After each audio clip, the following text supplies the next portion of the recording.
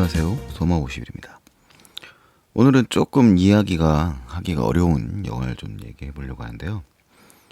이야기하기 어려운 영화는 이 영화가 표현하고 있는 방식이 뭐라고 할까요? 시각적인 표현 방법을 통해서 내러티브보다도 더 많은 것을 표현하는 영화이기 때문에 이렇게 말로 설명하기엔 조금 어려움이 많은 영화라고 할 수 있을 것 같습니다. 영화가 담고 있는 또 함이라든가 상징이 많은 영화라서요. 또 이제 저희가 또 어떻게 보면 낯선 제가 좀 문외한이라고 할 수 있는 미술이라든가 예술론에 관련된 영화이기도 하고요. 그 영화는 이제 셀린 시아마 감독의 타오르는 여인의 초상입니다. 이 작품은 그 72회 칸 영화제에서 각본상을 받았다고 알려져 있는데 사실은 상 하나 더 받았죠. 퀴어 종려상이라는 상을 받았어요. 자, 퀴어라는 이름에서 알 수 있는 것처럼 이 영화는 동성 간의 사랑을 다루고 있는 영화입니다. 하지만 그 시대적 배경 자체가 1700년대 18세기 말 정도로 얘기할 수 있어요. 18세기는 프랑스의 그 미술사에서도 프랑스 왕립 미술 아카데미에서 등록된 여성 화가가 생겨났던 시대입니다. 저도 지금 자료를 찾아보고 말씀을 드리는 건데 여성 화가는 아들레이드 라빌기아르, 루이즈 비제 르브랭, 마리 가브리엘 카페, 마리 마거리 카로, 이 사람들이 이제 등장을 했어요. 이 시기가 이제 나폴레옹 집권기와 프랑스 대혁명 시기 이전에 그 루이 16세의 집권 시기 그런 일들이 일어나는데, 이 여성사의 입장에서 보자면 이 프랑스 혁명과 나폴레옹 집권기가 되면서 이 여성 화가들의 이제 프랑스 왕립미술협회에 가입은 또 한 20여 년간 멈춰지는 시기라고 해요. 그래서 이 영화에 이제 등장하는 화가 주인공 두 사람 중에서 이 영화는 이제 한 명의 주인공 마리안느라고 하는 화가의 입장에서 이야기가 진행이 됩니다. 당시에 이제 화가들은 사진이 발달하기 이전 시대였기 때문에 귀족들 사이에선 그런 일들이 이제 많이 일어났어요. 그 결혼하기 전에 멀리 떨어져 있는 남편이 될 사람들에게 초상화를 보내고 그 초상화의 모습을 보고 이제 만족스럽다면 결혼이 이루어지는, 정말 우리나라 조선시대에서 얼굴도 보지 못하고 결혼했던 거랑 큰 차이 없는 그런 혼인들이 이제 일어났던 시대였던 거죠. 그래서 이제 그 화가들은 이제 그런 초상화를 그려주는 것이 일종의 주요한 일 중에 하나였을 겁니다. 그래서 이 주인공인 여성 화가 마리안느도 귀족의 딸 엘로이즈의 초상화를 그리기 위해 이제 배를 타고 이 엘로이즈가 있는 어떤 섬으로 가요. 자, 그런데 이제 제가 이제 이 영화를 사실 제가 두 번을 봤는데, 두 번 본 이유가 이제 첫 번째에 이 앞부분의 장면을 못 봐서 한 2분 정도 되는 분량인데요. 이 영화의 제목이 이제 타오르는 여인의 초상에 대한 설명이 그 앞부분의 2분에 나옵니다. 이 영화는 전체적으로 보면 이제 마리안느가 이 엘로이즈와 만나서 그림을 그리게 되었던, 그가 경험했던 이야기들을 회상하는 거죠.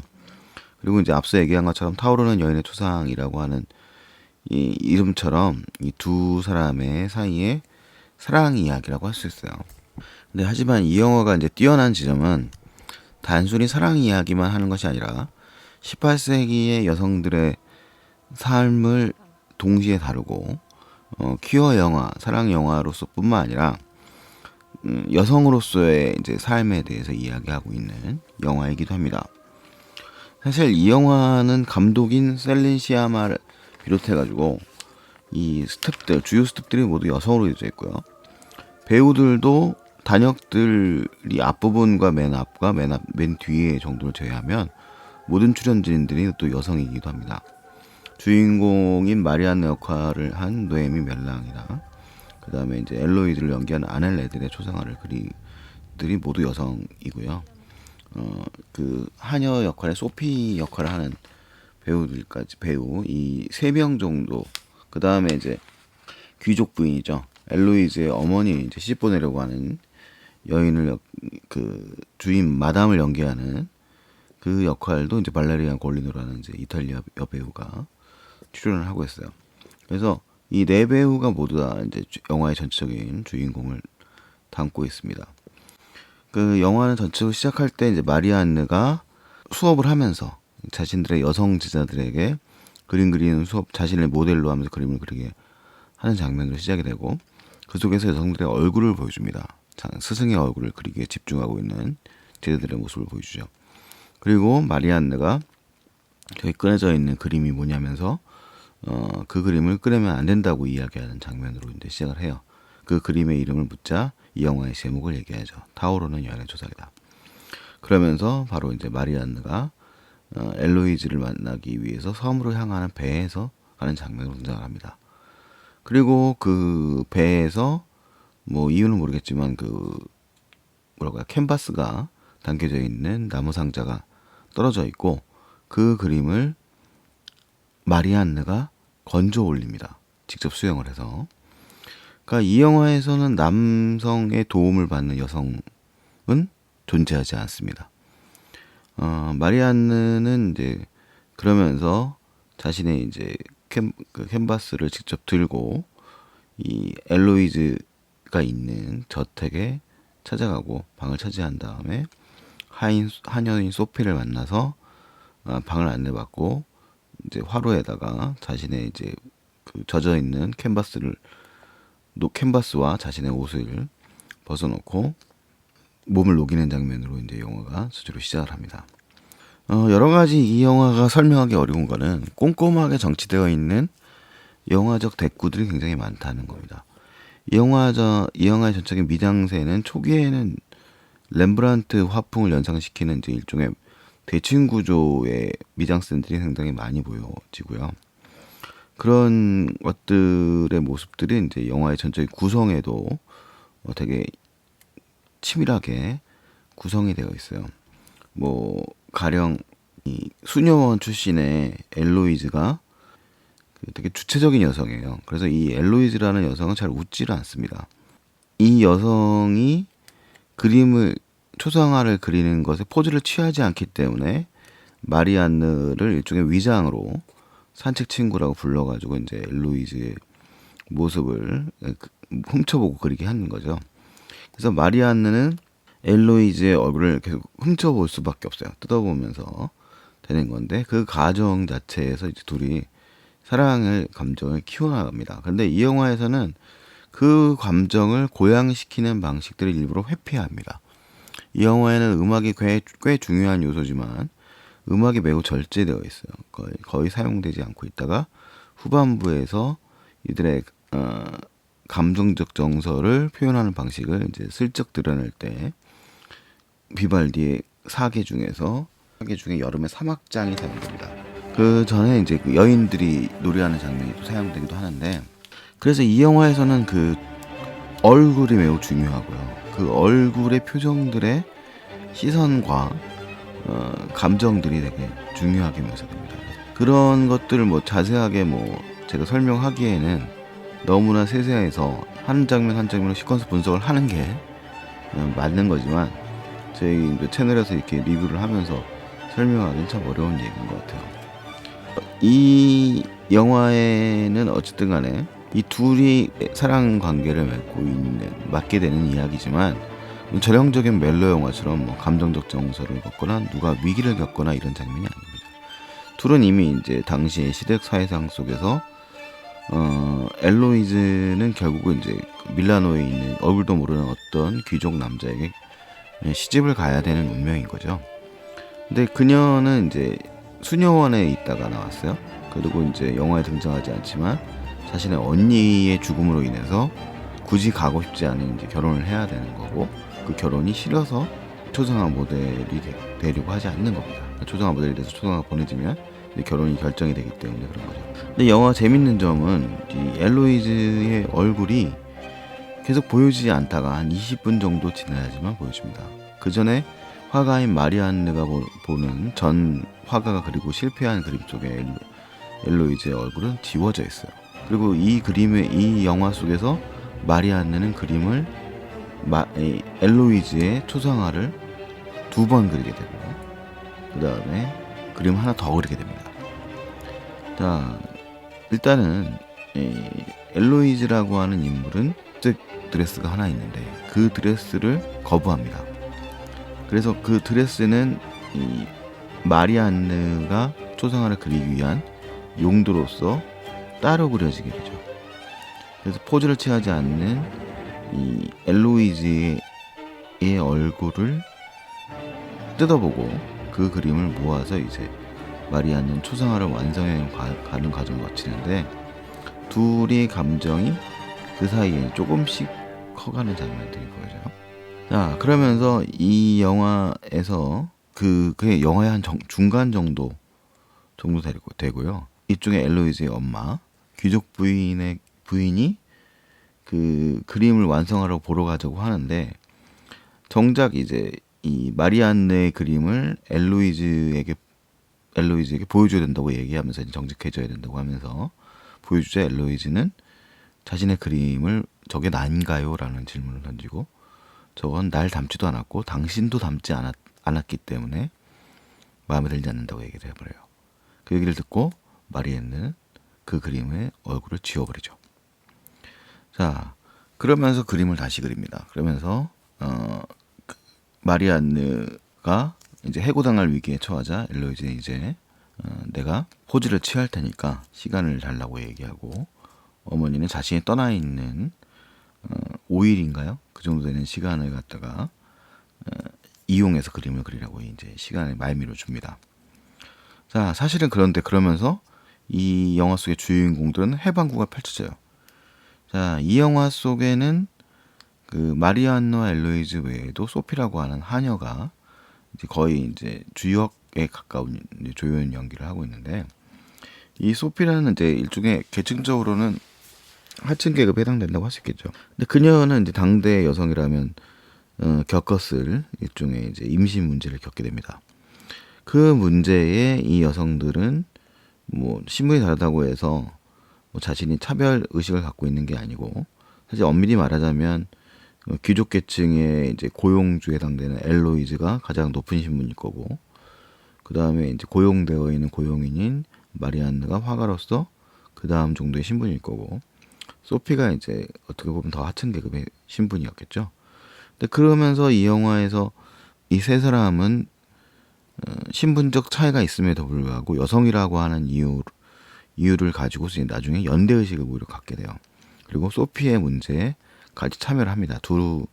마리안느와 엘로이즈는 모두 사랑에 빠지기도 하지만, 소피의 낙태 문제에 대해서 당신은 뭐 당연히 카톨릭에 의해서 낙태가 금지되어 있었을 테니까요. 그것을 해결해 주는데 참여를 하게 되는 거죠. 그래서 마리안느가 이 그림을 중간에 한번 더 그리는 거는 이 엘로이즈의 요청에 의해서 이 소피가 낙태하는 과정, 당시에 이제 시대적 풍속화라고 말할 수 있겠죠. 아무도 그려주지 않을, 남성들 화가라면 그려주지 않을 여성들의 시대적 풍경들을 묘사하는 장면을 그려내는 겁니다. 스케치를 담아내는 겁니다. 그래서 이 영화는 그런 이제 여성들의 여성사에 대한 이야기를 담고 있기도 하고, 그 다음에 이제 마리안느 엘로이즈라고 하는 당시에는 당연히 금기시되었었던 그 사랑의 이야기들을 또 애달게 한편으로 달아내는 거죠. 이 영화에서 사실은 이제 이 엘로이즈는 되게 웃음에 인색한 인물이었고, 어떻게 보면 박제된 삶 속에 갇혀져 있는 인물일 거예요. 그렇기 때문에 그가 선택할 수 있는 삶이라고 하는 것에 자유를 그나마 수녀원에서 느꼈던 거고, 그 수녀원의 삶에서 벗어나서 강제 결혼에 의해서 임하게 되니까 괴로웠던 거죠. 교회 음악 외에는 제대로 된 음악을 들어본 적도 없고, 그 다음에 뭐 그림이라든가 이런 것을 선택할 수 있는 여지도 없는 인물이었던 겁니다. 그 속에 되게 화가 나 있었던 거죠. 근데 그 화가 나 있는 모습이 처음에 마리안느의 첫 번째 초상화는 전형적인 초상화예요. 억지로 웃고 있는 듯한 그런 모습의 얼굴이었던 거고, 엘로이즈는 자신의 얼굴이 제대로 묘사되지 않았던, 어떻게 객관적으로만 그려져 있는, 감정이 담겨져 있는 그 그림에 대해서 화가 났던 거죠. 마리안느는 이제 그런 것을 깨닫게 되고, 엘로이즈의 화난 얼굴들을 마음을 담아서 그림을 그리게 되면서 이제 그림을 완성하게 됩니다. 하지만 그 그림을 완성하게 되면 둘은 또 헤어져야 되는 이야기인 거죠. 뭐 실제로 이 영화 속에 그려져 있는 그림도 여성 화가가 그렸다고 해요. 이 프랑스의 뭐 유화로 유명하신 분이라고 하는데 이름이 엘렌 델메어라고 하는 분이라고 하네요. 이분의 그림으로 그렸고 이 영화의 촬영은 클레르 마통이라고 하는 여성 촬영 감독입니다. 그래서 이 영화는 뭐 아주 오직 여성들의 임으로 이야기를 하고 있는데 그 속에서 보여주는 것은 이제 확실한 주체성인 거죠. 이 영화는 어떻게든 간에 자신의 삶의 시대적 한계의 범위 내에서도 자신의 삶을 주제로 살아가려고 하는 모습들을 담아내요. 아까 신분제 질서를 얘기했습니다만 영화의 한 장면을 보면 세 여성이 전에는 이제 소피가 당연하다든지 차려주는 밥을 먹는 게 이제 이 높은 신분들의 여성들의 몫이었겠죠. 근데 일종의 일련의 과정들을 거치면서 한 장면 속에서 소피는 뭐 자수를 놓고 식사 준비를 이 귀족 계층이 엘로이즈가 차리고 마리안느는 이제 와인을 따르는 그런 일을 하고 있는 장면이 또 있어요. 그래서 그런 장면들 속에서는 일종의 여성들 간의 연대와 평등성까지 좀 느껴질 수 있다는 장면이 보여집니다. 영화는 그림을 그리는 작업의 과정, 그 다음에 영화의 곳곳에 미장센들, 그 다음에 메타포들을 적절히 활용하고 있습니다.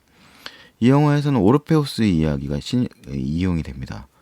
그 영화에서 이제 오르페우스를 일종의 다시 읽기의 과정으로 얘기를 해요. 오르페우스 신화에서 오르페우스의 연인이 에우리디케가 지하세계로 끌려나가고 오르페우스가 이제 마지막 순간에 이 지하의 신에게 약속을 한 다음에 지상으로 올라갈 때까지 끝까지 돌아보지 말라는 약속을 마지막 순간에 어기면서 헤어지는 이야기가 오르페우스와 에우리디케의 사랑 이야기잖아요. 그런데 그 이야기를 이제 여러 가지 해석들을 이제 영화 속에서 근자기 인물들이 합니다. 오르페우스가 그래도 약속을 어겼다고 하는 것에 일단은 불만을 갖기도 하고, 그 다음에 오히려 에우리디케가 원했던 것은 후자일 수도 있다라는 얘기니까 이제 돌아보기를 원했을 수도 있다는 얘기도 나오고요. 그러니까 이제 어떻게 읽을 것이냐의 문제는 남성적 관점에서 보는, 그러니까 사랑의 대상으로서의 에우리디케의 문제가 아니라 에우리디케의 시선으로 바라보는 그런 이야기일 수도 있는 거죠. 그래서 이 두 사람의 사랑이 완성되지 못하지만 그 속에서의 삶을 이제 선택하는 것은 또 각자의 몫이기도 할 수 있다는 여러 가지 복합적 감정들을 드러냅니다. 꼭 사랑이 완성된다고 해서 과연 완성되었다고 말할 수 있겠느냐라고 얘기할 수도 있어요. 그래서 이 영화의 이제 후반부에 가면 화가로서 이제 굉장히 어려운 남성의 이름으로, 즉 자신의 아버지의 이름으로 갤러리에 이제 전시를 그려놓고 평가를 받는 이 마리안느의 모습이 등장을 하는데, 그 마리안느가 이제 마지막 장면에서 발견을 하죠. 엘로이즈를, 자신의 사랑했던 엘로이즈를. 그리고 그들의 표식, 사랑의 이야기가 담겨져 있는 것을 그들만 눈치챌 수 있는 이야기를 영화 속에서 발견하게 됩니다. 그런 감정들이 이 영화는 되게 과묵한 영화예요. 대사가 많다기보다는 영화의 시선과 시선이 마주치는 그런 감정들을 가지고서 설명하는 영화고, 그 사람 감정들을 꼼꼼히 들여다보면 들여다볼수록 더 많은 걸 발견할 수 있는 영화인 거죠. 제게 뭐 기회가 된다면 이 영화를 또 다시 한번 본다면 또 다른 이야기를 할 수 있을 것 같다는 생각이 좀 들어요. 사실은 이 영화에 가지고서 얘기를 한다 그랬을 때 글을 써서 정리를 해야 된다고 그랬는데, 글을 써서 하자고 하면 너무 많은 이야기들이 나올 것 같기도 하다 보니까 미루고 그러다 보니까 이야기가 밀려서 결국 이제 이런 식으로 그냥 가벼운 녹음만 하게 되는 것 같습니다.